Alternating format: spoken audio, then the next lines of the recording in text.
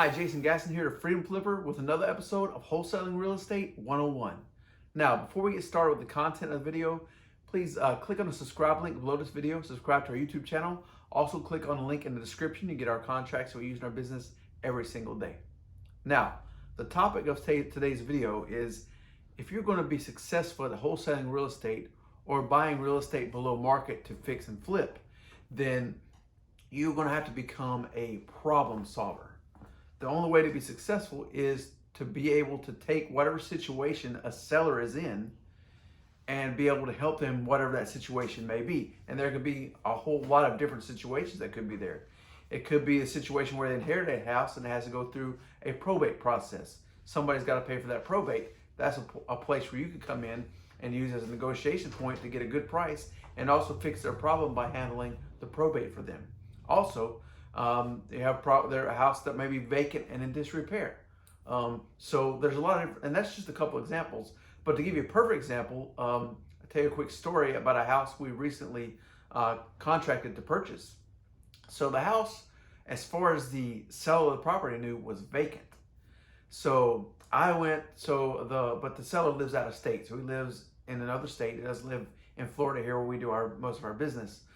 So he actually set an appointment for me to meet with his father at the house to be able to walk through and take a look at the house. As far as he knew, it had been vacant for 8 years.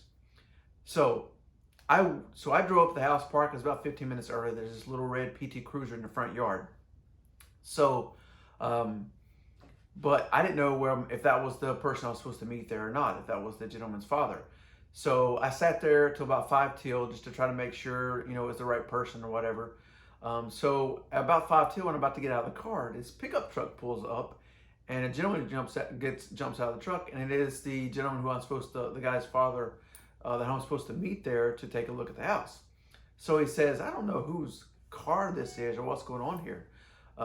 He said, maybe it's a neighbor parked here or something. I said, well, I don't know. So he walked up to the front door. His key doesn't work. So since his key doesn't work, next best thing to do is what? Knock on the door. So he knocks on the door, and this lady answers the door with maybe like a 2-year-old child there. And she says, hello. And he says, are you living here? She said, yes. And he said, well, who gave you permission to live here? She said, my boyfriend. And he's like, well, my son owns this house. And as far as he knew, it was vacant. So you're not supposed to be living here. So we need to come in and take some pictures because we're looking to sell the property. So she says, okay, just a minute, and shuts the door, which I found strange. She didn't let us in since she realized she's staying in somebody else's house. So a couple minutes later, this guy comes walking down the street in this red Nike jumpsuit, walks up to us and says, I can help you, gentlemen? And he said, yes, you can help us. I said, you're living in this house, but my son owns this house. You have no permission to be here. And we're looking to sell the house, so we need to get in and take some pictures. So finally, the guy agrees to let us go inside. So we go inside and start to take pictures, and the gentleman there puts his hand up to block us from being able to take pictures. So the guy says, my son owns this house. We're looking to sell this house. We need these pictures. We have to let this gentleman take some pictures. So finally, we walk through, take pictures. He says, oh, I put these new cabinets in. And the guy says, no, you didn't. Me and my son put those cabinets in. And then he said, well, I went online. I paid the property tax. He said, no, you didn't, because I paid the property taxes. So this guy at every corner and every turn is lying. And finally, at some point in the conversation, he says, I knew this was eventually one day going to happen.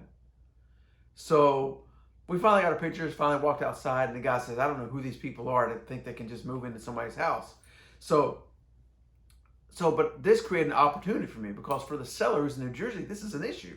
There is someone living here, and he has to either make some type of agreement with them or he has to evict them, something that he doesn't want to do that. He's just trying to get rid of the property. It's been vacant for 8 years. He wants it to go away.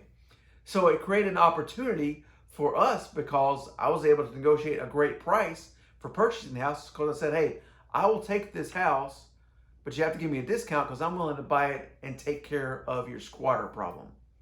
So that's a perfect example of helping somebody with a problem. It was solving the problem of him not having to deal with this squatter allowed us to come in and get the property for a great price. So we're able to either wholesale that property and make some money, or we can also wholesale that property, which is we buy it, do a little fix up, put it back on the market. So it created opportunity for us because there was a problem that needed to be solved there. So what we do to create opportunity for ourselves and to help the sellers out is we detect whatever problem that they're dealing with that makes them motivated to sell the house quickly. And we say, hey, you know what? I'll do everything I can to take care of that problem. But in return, we have to get the house at a discount because we are going to have to deal with these issues. For instance, with a squatter, I don't know if I have to evict him. I don't know what he might do when he leaves the house. You know, he might trash the place. So you got to give me a discount to make up for whatever things might happen. So the whole reason for this story in this video, though, is for us to realize as we are marketing to find deals and we're talking with sellers, we have to look for what is the problem, what's the reason they need to sell, what's the problem that needs to be solved. Because the more problems you're able to solve for a seller, the better chance there is you getting a property under contract that could be a great deal for you to wholesale or to fix and flip. So if you want to be a great wholesaler, become an excellent problem solver, because whatever problem you can solve creates opportunity for you as an investor.